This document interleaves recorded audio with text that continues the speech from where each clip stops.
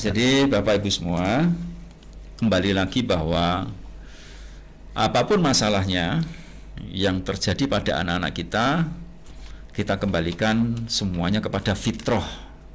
Ya. Apa itu fitrah? Fitrah sebenarnya adalah hakikat dasar penciptaan manusia.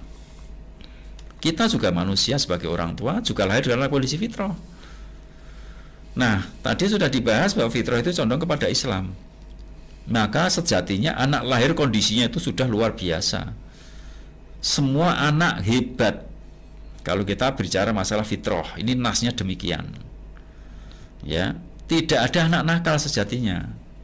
Tidak ada anak malas belajar, tidak ada anak nggak punya potensi. Tapi kok faktanya ada anak yang nakal, nggak suka ibadah, malas belajar, potensinya nggak punya. Itu di nas hadis tadi disebutkan fa'abawahu yuhawidanihi au yunasironihi au yumajisanihi. Itu orang tuanya yang bertanggung jawab. Ini. Makanya kalau kita berbasis fitrah ini dalam pendidikan anak, kita tidak tergesa-gesa menyalahkan anak. Khawatirnya nanti kalau kita selalu menyalahkan anak, berarti kita menyalahkan ciptaan Allah Subhanahu wa taala yang sudah lurus, yang sudah bagus. Yang dikhawatirkan kita bisa suudzon kepada Allah Subhanahu wa taala. Karena anak kita itu ciptaan Allah yang sudah fitrah, condong kepada kebaikan. Ini semuanya dikembalikan ke situ dulu. Maka apapun kondisi anak kita, sejatinya anak kita hebat. Ada anak yang mungkin terlambat dalam bicara, terlambat dalam berjalan. Insya Allah kalau kita mau berpikir positif, kita mau menggali kelebihannya, dia pasti lebih di hal yang lain.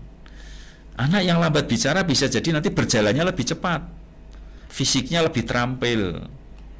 Anak yang mungkin lambat dalam berpikir bisa jadi perasaannya peka, mungkin kelak menjadi seorang konselor, menjadi seorang psikolog, menjadi seorang ustadz atau orang yang ahli di bidang ilmu-ilmu kejiwaan.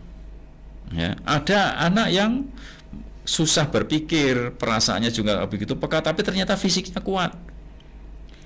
Ada anak yang mungkin dikatakan mohon maaf, ya, anak berkebutuhan khusus.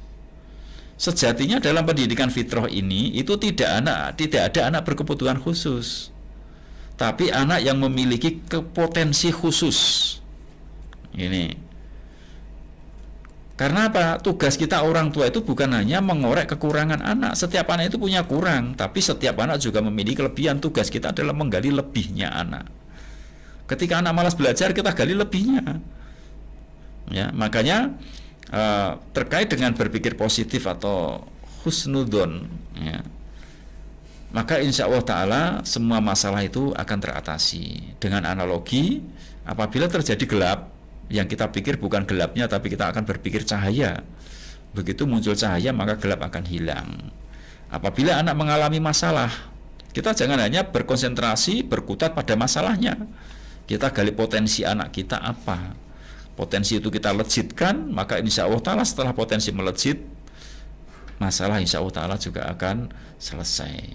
Ini pendidikan berbasis fitrah demikian, ya, yang kembalinya kepada hakikat penciptaan manusia, yaitu fitrah. Kita bukan ikut kepada filsafat orang-orang barat yang mereka memahami hakikat penciptaan manusia itu hanya berdasarkan prasangka atau dzon. Sedangkan kita dasarnya adalah nas dari Al-Quran dan Sunnah Nabi SAW. Ini yang bisa Anda sampaikan, ya. Semoga Allah Subhanahu wa taala menolong kita, membantu kita dalam mendidik anak-anak hebat kita ini.